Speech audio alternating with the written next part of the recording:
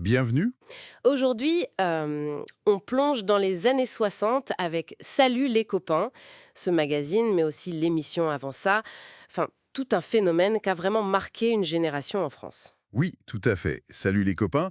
SLC, comme on disait, ça a capturé l'air du temps, mais ça a aussi, on va le voir, carrément aidé à façonner cette culture jeune. Exactement. Et pour explorer ça, on a quelques sources intéressantes. Des bouts d'interviews de Jean-Marie Perrier, le photographe emblématique, Ah oui, incontournable Perrier. et des analyses sur la fameuse Nuit de la Nation de 63, et puis bon, l'histoire du magazine lui-même. Un sacré cocktail. L'idée, c'est de comprendre comment tout ça a émergé, cette culture ado, le rôle précis de SLC, et aussi pourquoi ça a fait grincer des dents, parfois violemment. Allez, on y va, allons-y. Et c'est important de rappeler le contexte, hein. Les années 60, c'est vraiment là qu'on commence à parler des adolescents comme un groupe à part. C'est ça avec leur musique, leurs fringues. Leur code, oui.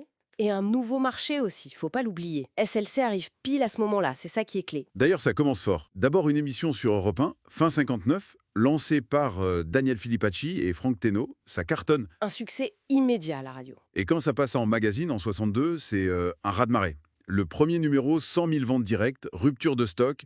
Ils ont dû doubler le tirage en urgence. Incroyable, et ça va monter jusqu'à plus d'1 million d'exemplaires quand même. Truc de fou. Et le visage de SLC, ou plutôt l'œil, c'est Jean-Marie Perrier. Philippe Hachi lui donne une mission assez géniale, en fait. Raconte. Ce qu'il faut, c'est que tes photos déplaisent aux parents. Carrément. C'était pas juste une blague, c'était une stratégie, quoi. Ah oui, créer la connivence avec les jeunes contre les adultes. Très fort. Voilà. Et sa méthode, c'était avoir l'idée avant et bosser super vite. Comme le dentiste, il disait clac, clac. Efficace. Et il a eu tout le monde devant son objectif. Johnny, Sylvie, les Beatles, les Stones, dès leur début. Impressionnant. Et ça nous amène à ce moment un peu mythique. La nuit de la nation. Exactement. 22 juin 1963. Oui, un concert gratuit, Place de la Nation, à Paris, organisé par Europe 1 et SLC. Un événement monstre. On parle de combien de jeunes déjà? Près de 150 000. C'était jamais vu pour l'époque. Tout là pour voir les idoles. Johnny, Sylvie Vartan, Richard Anthony, Dick Rivers. Une démonstration de force de cette culture jeune, en plein Paris. Clairement. Mais ça n'a pas plu à tout le monde. Ah, ça non. Grosse médiatisation, oui, mais la controverse a suivi direct. Certains journaux titrent Salut les copains et d'autres Oui, basculent vers Salut les voyous. c'est ça. Pourquoi? Hmm. Qu'est-ce qui s'est passé pour qu'on en arrive là? Il y a eu des incidents, des bousculades, des dégradations. Et là, une partie de la presse et même certains rapports officiels parlent de panique morale. Carrément? Oui, oui, on vit des trucs hallucinants.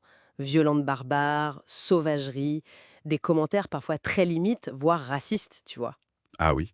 On compare ça au tam-tam gabonais, on pointe du doigt la présence supposée d'Algériens parmi les fauteurs de troubles, et puis il y a un mépris de classe évident. C'est-à-dire? Les rapports de police décrivent un public assez frustre, peu intellectuel, venant surtout des quartiers populaires de l'Est parisien et des banlieues nord-est. Et on accuse qui? On met tout sur le dos d'une minorité, les fameux blousons noirs. Hmm. L'image un peu facile de la jeunesse délinquante de l'époque. C'est fou cette réaction. Tiens, pour revenir à Perrier, ça me fait penser à la photo du siècle en 66. Ah oui, la fameuse photo avec tout le gratin yéyé. Exactement. 46 artistes, un cauchemar organisé, paraît-il. Sans trucage. Et le détail sympa, C'est Johnny, non? oui, placé un peu en hauteur, sur une échelle, discrètement. Perrier disait « Tout avait commencé grâce à lui ». Joli clin d'œil. C'est beau. Mais pour revenir à la Nuit de la Nation, ce qui est vraiment important, c'est la prise de conscience que ça a provoqué.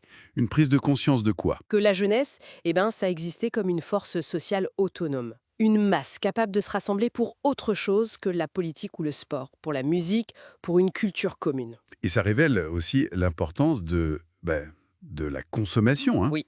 Et de la technologie naissante, le petit transistor pour écouter Europe 1 et être au courant, le vélomoteur, le métro pour bouger et se retrouver.